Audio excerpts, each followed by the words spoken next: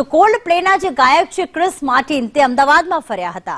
Chris Martin મધરાત્રે અમદાવાદની ગલીઓમાં ફર્યા। અમદાવાદમાં મોપેડ પર ક્રિસ માર્ટિને સવારી કરી। નરેન્દ્ર મોદી સ્ટેડિયમમાં કોલ્ડ પ્લે કોન્સર્ટનું આયોજન છે અને આખું બેન્ડ અમદાવાદ આવી ચૂક્યું છે। ત્યારે કોલ્ડ પ્લેના જે ગાયક છે, જે લેખક છે ક્રિસ માર્ટિન તે અમદાવાદની ગલીઓમાં મધરાત્રે ફર્યા હતા। મોપેડ પર બિંદાસ રીતે તેઓ અમદાવાદ નિહાળતા નજરે પડ્યા। મોપેડ પર સવારી કરી અને અમદાવાદના વિવિધ વિસ્તારોની તેમણે મુલાકાત લીધી હતી। આજે અને આવતીકાલે નરેન્દ્ર મોદી સ્ટેડિયમમાં યોજાવા જઈ રહ્યો છે કોન્સર્ટ, જેના માટે જ આખું જે બેન્ડ છે તે અહીંયા આવી ચૂક્યા છે। આયુષી અમારી સાથે જોડાઈ ગયા છે। આયુષી, જે ક્રિસ માર્ટિન છે, જે ગાયક છે, લેખક છે કોલ્ડ પ્લેના, તેઓ મોપેડ પર નીકળી પડ્યા અમદાવાદની ગલીઓમાં। કેટલા વાગે નીકળ્યા હતા? કયા કયા વિસ્તારોની તેમણે મુલાકાત લીધી?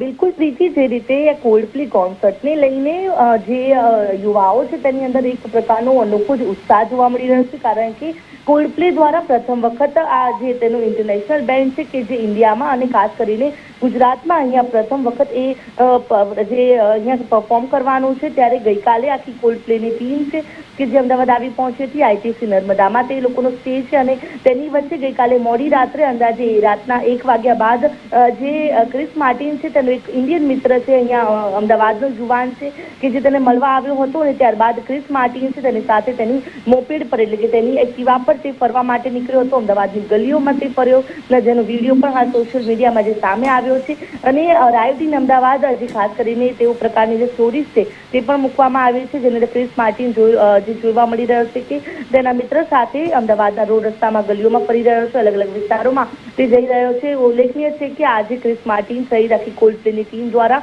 પ્રથમ વખત અમદાવાદના નરેન્દ્ર મોદી સ્ટેડિયમમાં પરફોર્મ કરવામાં આવવાનું છે આખો કોન્સર્ટ, જેને લઈને ટીમમાં પણ એટલો જ ઉત્સાહ છે અને જ્યારે આખી ટીમ અમદાવાદ આવી પહોંચી છે ત્યારે અમદાવાદમાં ક્રિસ માર્ટિન ફરતા જોવા મળ્યા।